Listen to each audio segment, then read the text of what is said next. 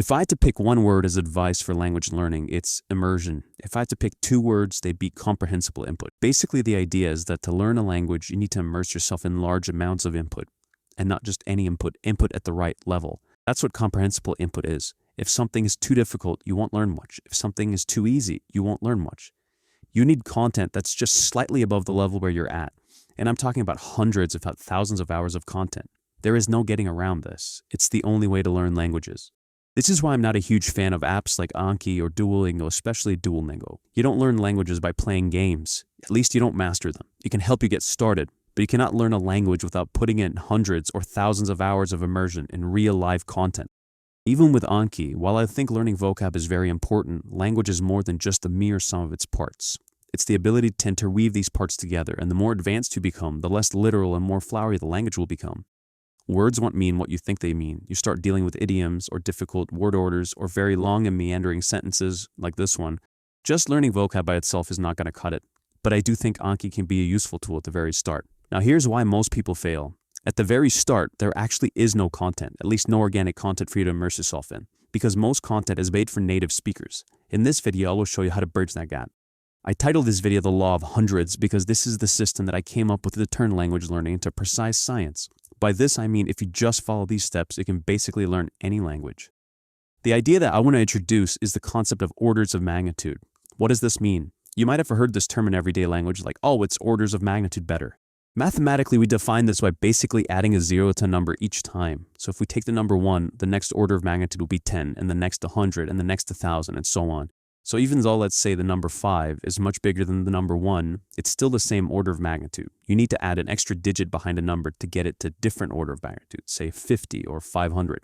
This is important in language learning because it gives you an idea of how much work exactly you need to do to reach a different level. You cannot immerse yourself in 6 videos or 12 articles or 20 songs. You need hundreds. The biggest pitfall of language learning is that people are prepping for a 5K run when language learning is more like running a marathon. And if you don't prepare for a marathon and you've only prepped to run 5K, you will fail. But people run marathons. It's not impossible. You just need to mentally prepare yourself by realizing exactly how much work you need to put in. And for language learning, it is immersing yourself in hundreds of articles, songs, videos, etc. Not a few or dozens, but hundreds. And this is the law of hundreds I came up with. It's making clear precisely what order of magnitude you need to be at.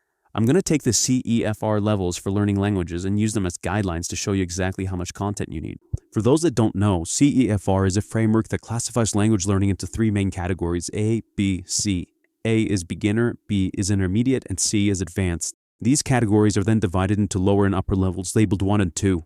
There are 6 levels in total, which are A1, A2, B1, B2, C1, C2.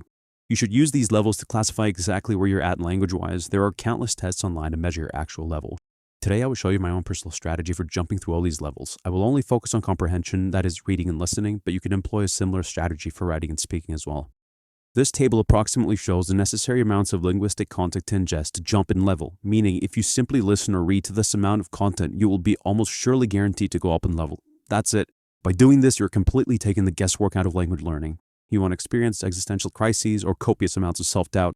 It is basically like a video game where you need experience points to jump up in level. I'd say allow for a 10 or 20% margin of error and you're good to go. For some people, they might reach these levels with less work, for some others with a little bit more, but the gist of it remains the same. Let me run through all these levels. For now, I'm simply assuming the language you're learning has the same alphabet as yours. Otherwise, I'd say spend a few more weeks just learning the new alphabet. At level A0, which is an absolute beginner, I would say just focus on learning vocab. You should actually look to learn about 500 words to get started. Here's where an app like Anki can actually help with digital flashcards. You can also use physical flashcards, although after 100 or 200 it might start to get tedious having to make them. You can ask an LLM like ChatGPT or Gemini to generate the 500 most important words and use mnemonics or mental tricks to remember these words. Figure out what words these new ones remind you of your own language and use these tricks to remember. It might be a little bit annoying, but you do need a few hundred words under your belt before you start any content ingestion. After we move to A1, we can start the real language learning process. Out of the 4 main skills, speaking, listening, writing, and reading, reading is the easiest because you can completely control the speed. Always start with reading as a foundation. Start by creating a chart and fill it up every time you read a new paragraph. These paragraphs should be at least 5 or 6 sentences at the A1 level and should make heavy use of the words you already learned. Once you feel comfortable with the vocab you've learned, you can ask ChatGPT to give you more words. Also ask it to explain any grammar points you might not understand. You might have noticed I don't mention grammar or learning more vocab after A0, and I think you should learn these as you go. Your primary focus should be content ingestion, and grammar should be learned accordingly. Depending on the language you're learning, you generally don't need to focus too much on grammar. If it's a language like Japanese, you do need to spend a little bit more time on it, but the rest is the same. Once you finish the reading portion, move on to listening. Like I said, I always suggest starting with reading because listening is more difficult and speaking is even more difficult than that. Reading gives you a better foundation. For listening, I would suggest creating a playlist of 100 songs in your target language that you listen to over and over again. Do not pick something like rap, which is very difficult for beginners, but focus on pop or rock songs. Start by reading the lyrics, maybe even writing them out for the first 10 or 20 songs. If you don't understand something, again, ask ChatGPT to explain it to you. Once you understand the lyrics, put the song in your playlist and listen to it over and over again. Try to find catchy songs that don't feel like an obligation or a chore to listen to. You can also sing along to these songs that will massively help out your speaking as well. But I'd suggest generally not to focus on speaking too much early on because your level of comprehension is the most important thing when you're starting out. After this, I would say you're roughly A2 level. Here's where you should seek out more long-form content to read rather than just paragraphs. You can have your LLM generate some fake articles for you at the A2 level. I should like to use the Wikia website, which is like Wikipedia for fan pages. There are fan pages for basically everything in a ton of different languages. Even though this is easier to read than Wikipedia, a lot of the articles are still probably around B1 or B2 level, so don't get discouraged. Once you've gotten the reading down, I would suggest you move on to the listening portion. For this, try to find language learning content on YouTube. These should be 5 to 15 minute long videos where a native speaker speaks slowly to you and use subtitles. Slowly is the key word. Do not find something that's too advanced. I think about 150 of these videos should get you to the lower end of B1. Then once you've reached B1, it's more the same. I suggest reading 200 articles, whether in Wikia, Wikipedia, news websites, or anywhere else, and listen to 150 podcasts. You can turn the subtitles on and off to see how much your listening skills have improved. Once you've reached B2, you're fairly independent at this point. I'll suggest you start by reading middle school level books like Harry Potter. I wrote 400 chapters here because books vary with how many chapters they have, but this should be about 20 books. Once you're done, you should watch about 150 episodes of a TV series or movies. And at this point, you are C level, almost fluent. Movies, songs, podcasts won't help you much at this point. They might help you a little bit, but not too much. If you want to reach native level fluency, I think the best thing to do is reading.